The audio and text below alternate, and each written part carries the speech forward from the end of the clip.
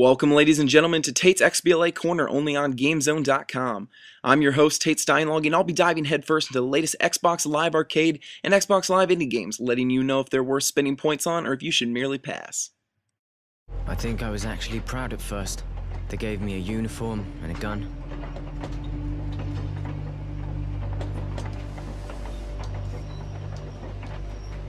And then, I understood.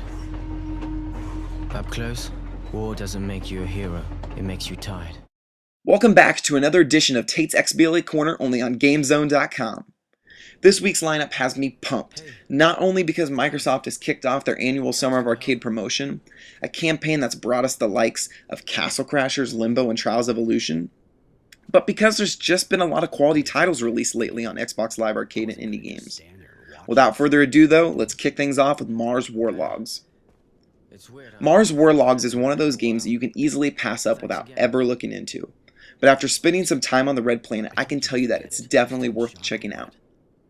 Though I didn't get to spend a considerable amount of time in the game, I could definitely feel a mix of Spec Ops: The Line's gritty view of war and Mass Effect's Paragon or Renegade character choice packaged in a story-driven role-playing game.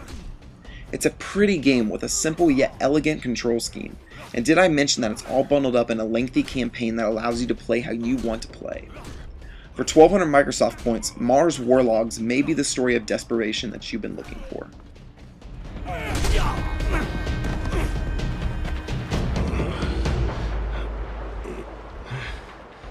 Where there's darkness and a heavy dose of bleakness, there must be something cheerful and optimistic, right? The answer is yes, and it comes by way of Cloudberry Kingdom.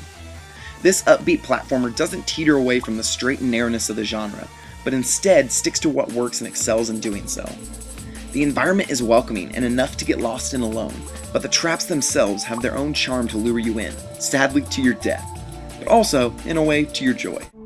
Without sounding too cheesy, for 800 Microsoft points, Cloudberry Kingdom's simple charm will make you a fan of platformers or reinstill your love for the genre altogether.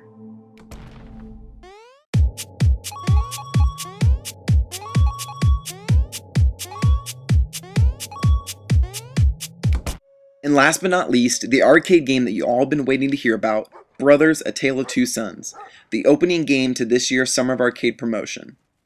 In the short time that I was controlling these two brothers, I was lost in their world, and in their story of trying to save their father. Communication and interaction are the two key elements of Brothers: A Tale of Two Sons, but not in the way that you'd expect, as both protagonists are silent. This aspect of Brothers doesn't limit the storytelling though, but instead elevates it, as you develop this personal and special bond throughout their adventure. The only gripe that can be made about the game is the innovative decision to control both characters with your controller's two thumbsticks. It's not that the layout doesn't work, it's just that it's such a different scheme that your brain oftentimes has trouble catching up. However, that aside, Brothers: A Tale of Two Sons is absolutely astonishing and worth every penny of the 1,200 Microsoft point price.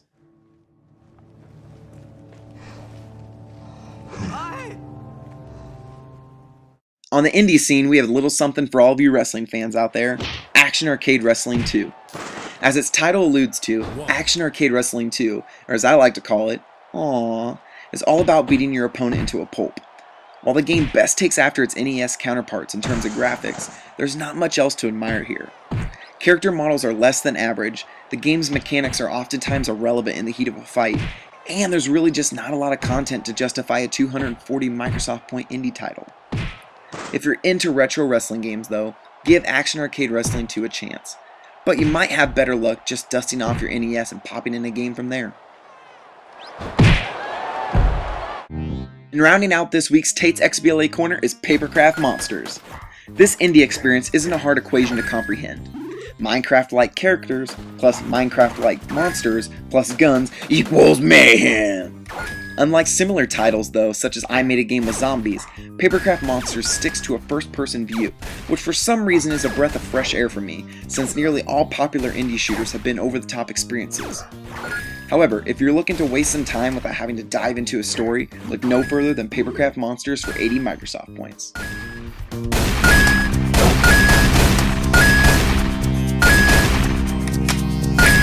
That's going to do it for this week's edition of Tate's XBLA Corner.